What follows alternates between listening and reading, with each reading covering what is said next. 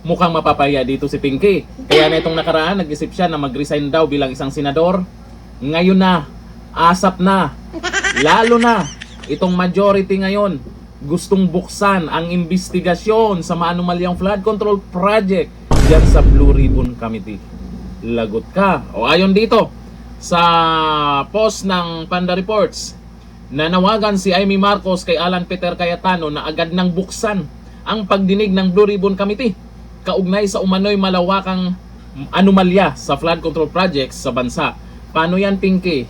Pag pinatawag yung 18 ex-Marines, malay natin biglang lumutang dyan si Saldico. At marami pang dapat ipatawag dyan. Hindi nagawa ni Pinky yan. Paano pag kaya naman nilang gawin ngayon? Itong mga bagong majority or itong si Senator Pia Cayetano kasi siya yung pumalit.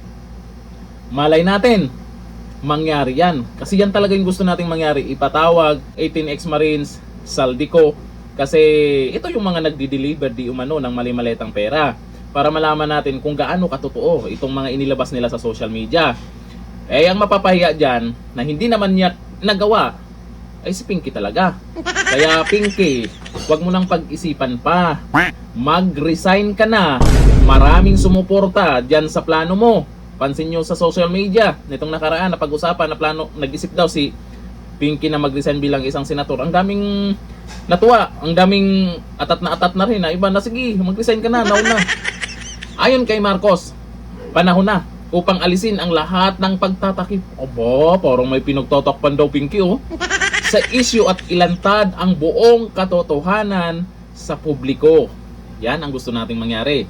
Iginiit niya na mahalagang mabusisi ang paggamit ng pondo ng bayan, lalo na't patuloy na nakaranas ang matinding pagbaha ang maraming lugar sa Pilipinas. Kasi ibang-iba na ngayon no? Kunting ulan lang, lalo dito sa Metro Manila, baha kaagad. Sa kanyang pahayag, hiniling din ng Senator Amy Marcos na ipatawag sa investigasyon ang 18 Marines, si Saldico, itong dalawang to, itong 18 Marines at Saldico, pag napatawag sa Senado to, nako, tapos na ang boxing. At ang pamilya Bersamin upang magbigay linaw sa mga aligasyon. Binigyan din ni Marcos na kinakailangang magkaroon ng transparent at malalimang investigasyon upang matukoy kung saan napunta ang bilyong pisong pondo para sa flood control projects at mapanagot ang sinumang mapatunayang sangkot sa katiwalian. Anya, nararapat lamang na malaman ng taumbayan ang buong katotohanan sa likod ng issue. Yun talaga ang dapat kasi nangyari kasi nung si Pinky pa nung nasa chairman ng Blue Ribbon Committee, marami naman talagang hindi kontento. Kaya nga maraming hindi pumirma dyan sa report niya, di ba? Maraming hindi na kontento mismong mga kasamahan niyang mga senador. Kasi merong mga taong dapat ipatawag, pero bakit hindi pinatawag? Merong mga taong makakaturo kung sino talaga yung sangkot dyan sa maanumalyang flood control project, hindi napatawag. Hindi tuloy-tuloy yung investigasyon.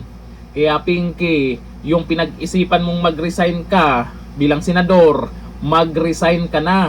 Kasi kung masimulan itong Blue Ribbon hearing sa flood control project at mapatawag nga itong mga personalidad na to, mapapahiya ka lang. Kasi may sinasabi nilang pagtatakip di umano sa totoong issue, pabalik sa'yo ang sisi niyan na meron palang ganito, meron palang ganon. Malamang may mga bago tayong malalaman yan pag napatawag itong mga taong to. O sino po yung mababalikan ng taong bayan? Bakit hindi nagawa ng isang senador? Ikaw, Pinky, nakakahiya, Pinky. Mag-resign ka na, Pinky. Suportado ka namin, Pinky. Magiging bayani ka pa, Pinky. Hanggang dito na, thank you. Bye-bye.